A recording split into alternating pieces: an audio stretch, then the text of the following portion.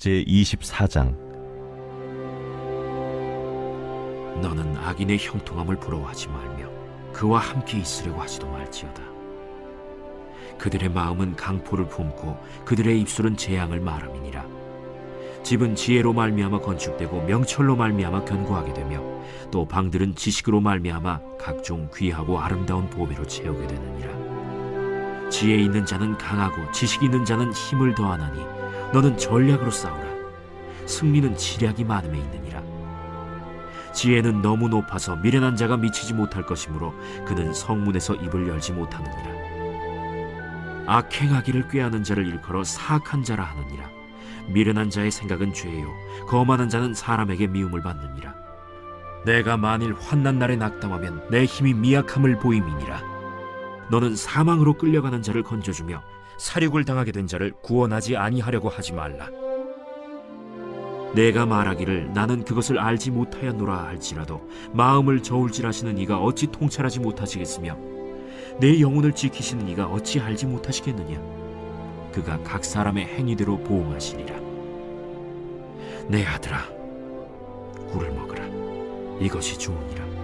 송이 꿀을 먹으라. 이것이 내 입에 다니라. 지혜가 내 영혼에게 이와 같은 줄을 알라. 이것을 얻으면 정령이 내 장래가 있겠고 내 소망이 끊어지지 아니하리라. 악한 자여, 의인의 집을 엿보지 말며 그가 쉬는 처소를 헐지 말지니라. 대저 의인은 7번 넘어질지라도 다시 일어나려니와 악인은 재앙으로 말미암아 엎드러지느니라. 내 원수가 넘어질 때에 즐거워하지 말며 그가 엎드러질 때에 마음에 기뻐하지 말라. 여호와께서 이것을 보시고 기뻐하지 아니하사 그의 진노를 그에게서 옮기실까 두려우니라. 너는 행악자들로 말미암아 분을 품지 말며 악인의 형통함을 부러워하지 말라. 대저 행악자는 장래가 없겠고 악인의 등불은 꺼지리라. 내 아들아, 여호와와 왕을 경외하고 반역자와 더불어 사귀지 말라. 대저 그들의 재앙은 속히 임하리니 그 둘의 멸망을 누가 알랴. 오늘 1절에 보시면은 너는 악인의 형통함을 부러워하지 말며 그와 함께 있으려고 하지도 말지어다라고 말씀하고 있습니다.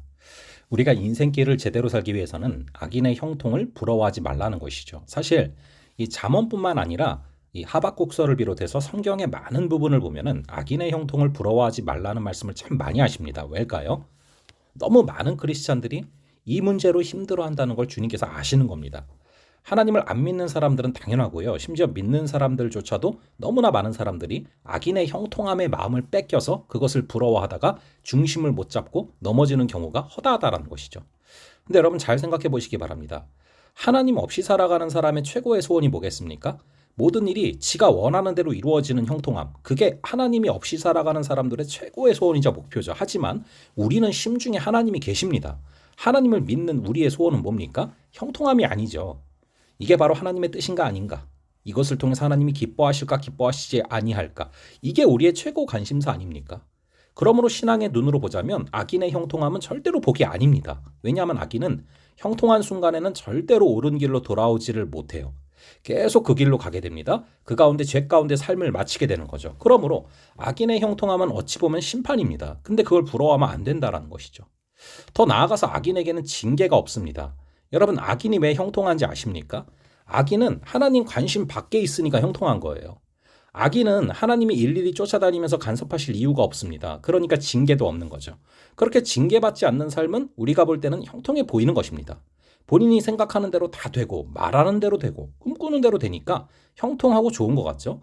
하지만 여러분 그게 뭐랑 같은 말인지 아십니까? 하나님께서 야, 네 맘대로 살아라. 나는 너한테 관심 없어. 내가 네 삶을 굳이 이래라 저래라 간섭할 이유가 없다. 이 말이랑 똑같은 것입니다. 제가 2020년도에 척추관 협착증으로 수술을 받고서 병원에 일주일 동안 입원해 있으면서 처음에 마음이 너무 어두웠어요. 이게 퇴행성이라고 하니까 허리가 점점 안 좋아지는데 단지 안 좋아지는 속도를 늦추는 게 최선이란 말을 들으니까 당연히 마음이 어둡죠. 내게 왜 이런 징계를 내리시나 그런 마음이 들었는데 알고 보니까 하나님께서 아끼는 자는 고쳐서라도 다시 쓰고 싶어 하신다라는 마음을 깨닫게 하셨어요. 그래서 그때부터 오히려 식습관도 조절하게 되고 콜라도 완전히 끊게 됐어요. 그러니까 징계가 사랑이고 징계가 축복인 걸 알게 된 거죠. 여러분 모든 게 다 내 맘대로 되면 큰일 납니다. 모든 사람이 원하는 대로 세상이 돌아가면은요, 이 세상은 완전히 망가지게 돼 있습니다. 그래서 여러분, 우리는 하나님을 믿는 것이죠. 우리가 부러워해야 될 것은 형통한 삶이 아니고요. 하나님께서 철저하게 개입하시는 삶, 하나님께서 함께 동행해 주시는 삶인 줄로 믿습니다. 그게 바로 임재예요. 1절에 보시면 악인의 형통함을 부러워하지 말고 또한 악인들과 함께 있으려고 하지도 말지어다. 즉 악인과 함께 있지 말고 누구랑 함께 있어야 되는 겁니까? 하나님과 함께 있어야 되는 거죠. 그게 하나님의 임재 아닙니까? 하나님의 임재는 잘못 가면 혼을 내고 때려서라도 바른 길을 가게 하시는 게 바로 임재란 말이죠. 근데 악인에게는 그게 없는 겁니다. 그런데 그것을 왜 부러워하고 있습니까? 그것을 부러워하지 말라라는 것입니다. 자, 그렇다면 우리가 이 악인의 형통함의 마음을 뺏기지 않으려면은 악인의 형통함의 마음을 뺏기는 삶을 초월해서 살려면 뭐에 집중해야 됩니까? 돈이 있으면 되겠습니까? 그게 아니에요. 3절과 4절에 보면은 집은 지혜로 말미암아 건축되고 명철로 말미암아 견고하게 되며 또 방들은 지식으로 말미암아 각종 귀하고 아름다운 보배로 채우게 되느니라. 자, 우리의 인생의 집이 탄탄하게 세워지는 과정이 3단계입니다. 바로 지혜와 지식과 그리고 명철이죠. 여러분, 지식은 간단합니다. 내가 지금까지 살아오면서 듣고 보고 배우고 느낀 것들을 다 모아놓으면 지식이에요. 과거에 속한 거죠. 그런데 이 명철은 그 지식을 현재 나의 삶에 적용할 수 있는 힘입니다. 그리고 지혜는 무엇이냐?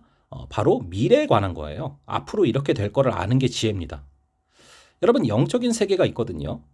그래서 이 영적인 세계에서 하나님께서 끌어가시는 그 미래를 바라볼 수 있는 힘을 뜻하죠. 자, 그러므로 악인의 형통함이라는 것이 엄연한 현실이지만 이걸 보면서 분노하거나 부러워하는 것은 지식의 관점에서는 납득이 될 만한 반응이에요. 하지만 지혜의 관점에서는 틀린 겁니다. 왜냐하면 지혜는 미래를 알거든요. 악인의 형통함 가운데 나아가다가는 악인은 결국에 망한다. 그걸 아는 게 지혜입니다.